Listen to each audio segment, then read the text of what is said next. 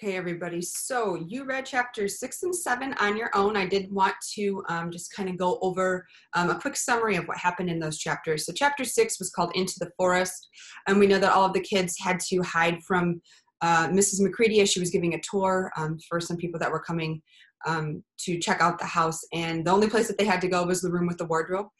They heard the doorknob moving, so they decided to get into the wardrobe. We know that eventually they all make it into Narnia. And then when they get there, Edmund does confess that, in fact, he has been there. Everybody gets upset with him. Lucy then decides to lead them to Mr. Tumnus's house because she wants to introduce them and see, what else can they be doing in Narnia.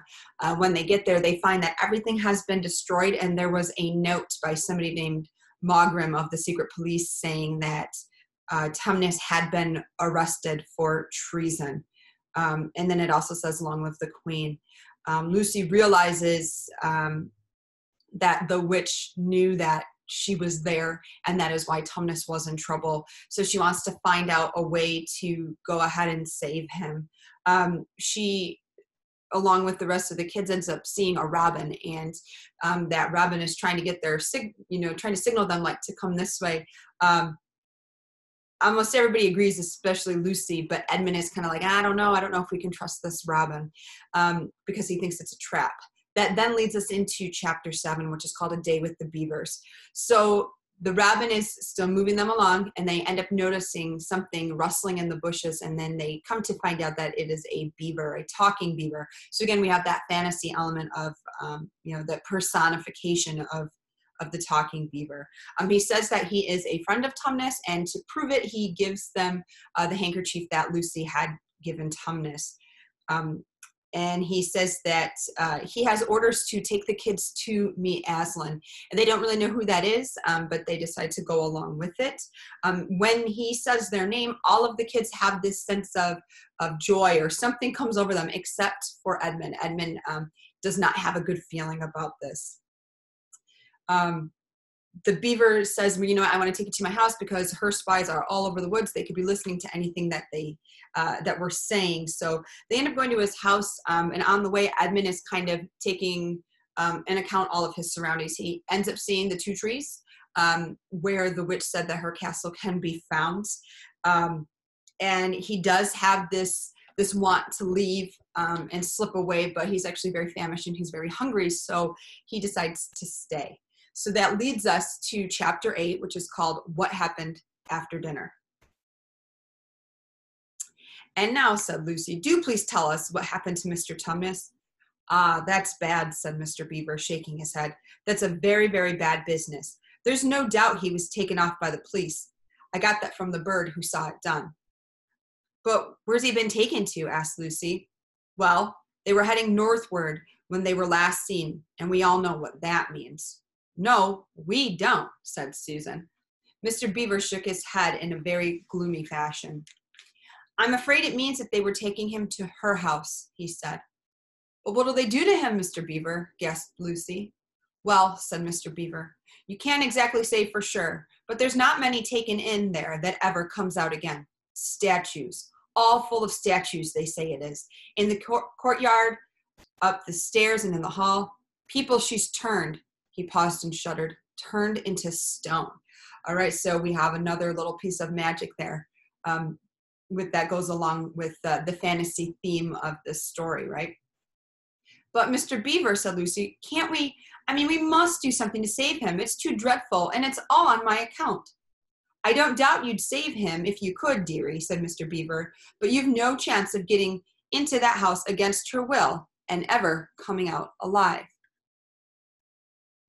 "Couldn't we have some stratagem?" "So it's a strategy," said Peter. "Couldn't we dress up as something, or pretend to be old peddlers or anything, or watch till she's gone out, or, oh, hang it all, there must be some way. This fawn saved my sister at his own risk, Mr. Beaver. We can't just let him to have that done to him." "It's no good, son of Adam," said Mr. Beaver. "No good you're trying of all people. But now that Aslan is on the move." "Oh, yes, tell us about Aslan," said several voices at once. for once again that strange feeling like the first sign of spring, like good news, had come over them. "Who is Aslan?" asked Susan. "Aslan?" said Mr. Beaver. "Why, don't you know? He's the king. He's the lord of the whole wood. But not often here, you understand. Never in my time nor my father's time. But the word has reached us that he has come back. He is in Narnia at this moment. He'll settle the White Queen all right. It is he, not you, that will save Mr. Tumnus." "She won't turn him into stone too?" said Edmund. "Lord love you, son of Adam, what a simple thing to say," answered Mr. Beaver with a great laugh. "Turn him into stone? If she can stand on her 2 feet and look him in the face, it'll be the most she can do, and more than I expect of her. No, no, he'll put all things right, as it says in an old rhyme in these parts. Wrong will be right when Aslan comes in sight. At the sound of his roar, sorrows will be no more.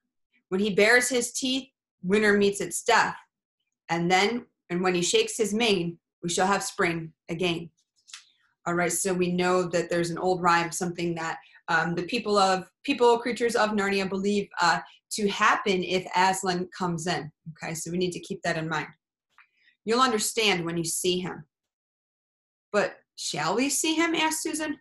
"Why, daughter of Eve, that's what I brought you here for. I'm to lead you to where you shall meet him," said Mr. Beaver. Is he a man?" asked Lucy. "Aslan a man?" said Mr. Beaver sternly.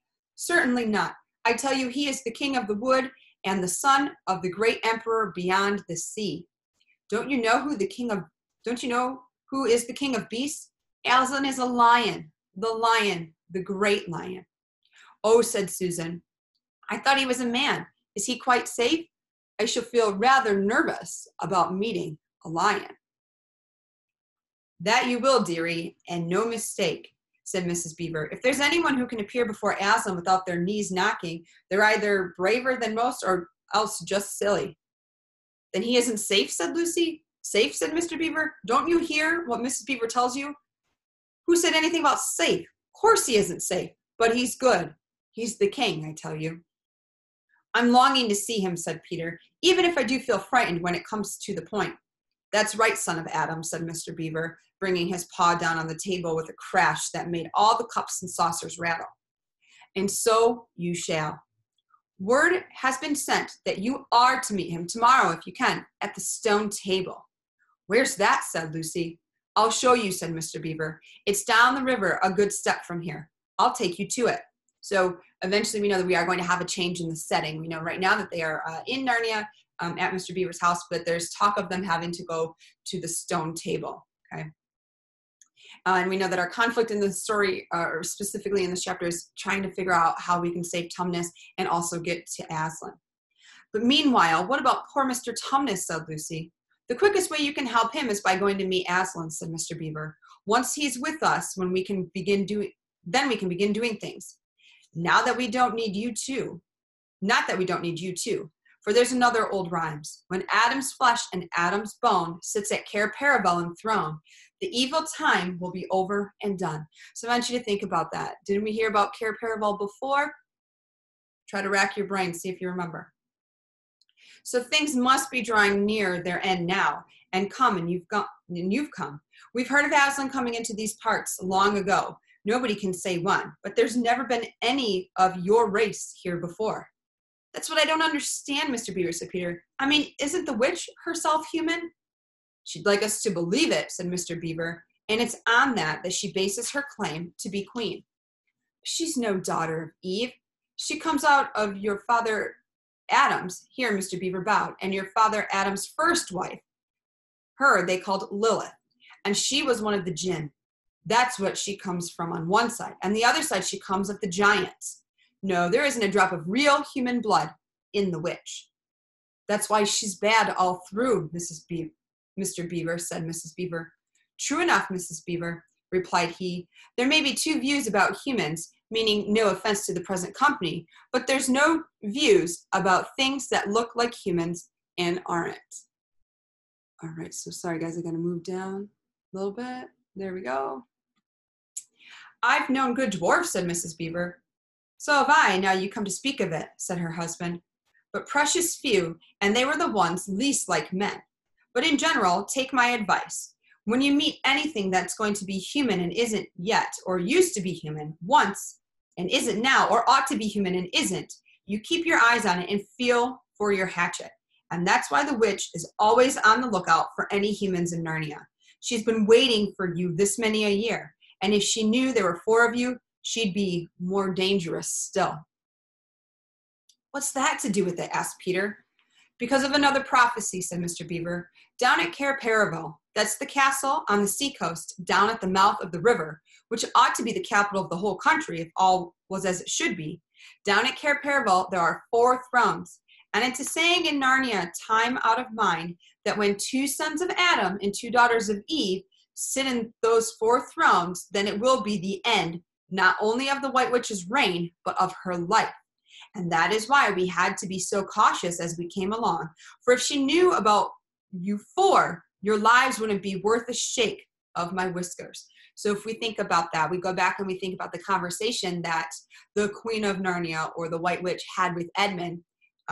She was very, very insistent on him bringing his 2 sisters and his brother. And now we kind of know why, right? So if we have all 4 of the kids sit at the thrones at Cair Paravel, then her reign is over. Okay. All of the children had been attending so hard to what Mr. Beaver was telling them that they had noticed nothing else for a long time. Then during this moment of silence that followed his last remark, Lucy suddenly said, I say, where's Edmund? There was a dreadful pause, and then everyone began asking, who saw him last? How long has he been missing? Is he outside? And then all rushed to the door and looked out. The snow was falling thickly and steadily. The green ice of the pool had vanished under a thick white blanket, and from where the little house stood in the center of the dam, you could hardly see either bank. Out they went, plunging well over their ankles into the soft new snow, and went around the house in every direction. Edmund, Edmund, they called till they were hoarse, but silently falling snow seemed to muffle their voices, and there was not even an echo in the answer. So right now I want you to stop and think, where could Edmund be going, right? How perfectly dreadful, said Susan as they at last came back in despair. Oh, how I wish we'd never come. What on earth are we to do, Mr. Beaver, said Peter. Do, said Mr. Beaver, who was already putting on his snow boots. Do, we must be off at once. We haven't a moment to spare. We'd better divide into 4 search parties, said Peter, and all go in different directions. Whoever finds him must come back here at once and search parties, son of Adam, said Mr. Beaver. What for? Why, to look for Edmund, of course. There's no point in looking for him, said Mr. Beaver. What do you mean, said Susan. He can't be far away yet, and we've got to find him. What do you mean when you say there's no use looking for him? The reason there's no use looking, said Mr. Beaver, is that we know already where he's gone. Everyone stared in amazement. Don't you understand, said Mr. Beaver. He's gone to her, to the White Witch. He has betrayed us all. Oh, surely, oh, really, said Susan. He can't have done that. Can't he, said Mr. Beaver, looking very hard at the 3 children, and everything they wanted to say died on their lips, for each felt suddenly quite certain inside that this was exactly what Edmund had done. But will he know the way, said Peter. Has he been in this country before, asked Mr. Beaver. Has he ever been here alone? Yes, said Lucy, almost in a whisper. I'm afraid he has.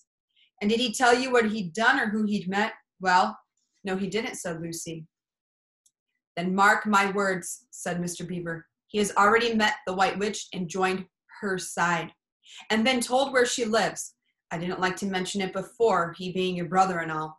But in the moment I set eyes out on that brother of yours, I said to myself, treacherous. He had the look of one who's been with the witch and eaten her food. You can always tell them if you've lived long in Narnia. Something about their eyes. And if you think back to when Edmund did meet her, he had the Turkish delight.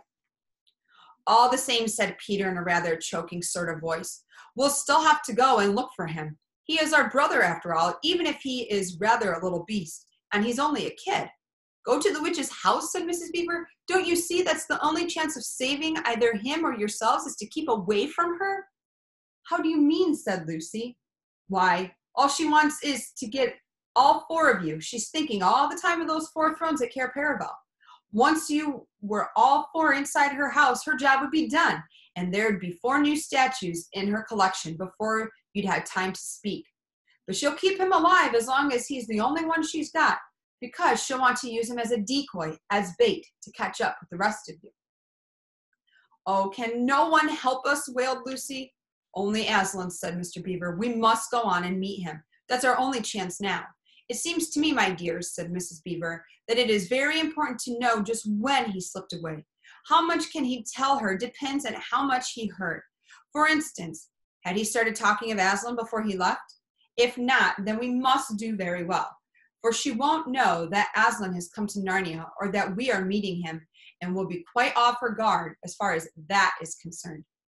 I don't remember his being here when we were talking about Aslan, began Peter, but Lucy interrupted. Oh, yes, he was, she said miserably. Don't you remember? It was he who asked whether the witch couldn't turn Aslan into stone, too. So he did, by Jove, said Peter. Just the sort of thing he would say, too. Worse and worse, said Mr. Beaver. And the next thing is this. Was he still here when I told you that the place for meeting Aslan was the stone table? And of course, no one knew the answer to this question. Because if he was, continued Mr. Beaver, then she'll simply sludge down in that direction and get between us and the stone table and catch us on our way down. In fact, we shall be cut off from Aslan. But that isn't what she'll do first, said Mrs. Beaver. Not if I know her.